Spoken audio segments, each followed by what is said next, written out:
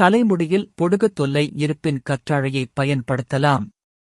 இதில் நிறைந்துள்ள இதன் பண்புகள் பொடுகை போக்க உதவுகிறது.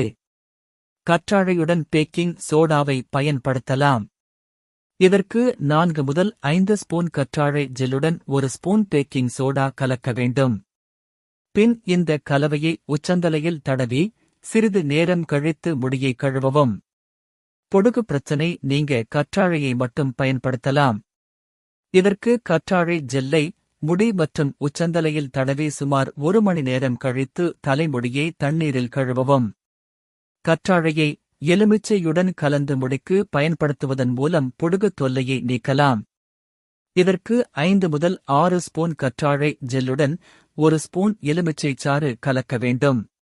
இந்த கலவையை தலையில் விரல்களின் உதவியுடன் தடவலாம்.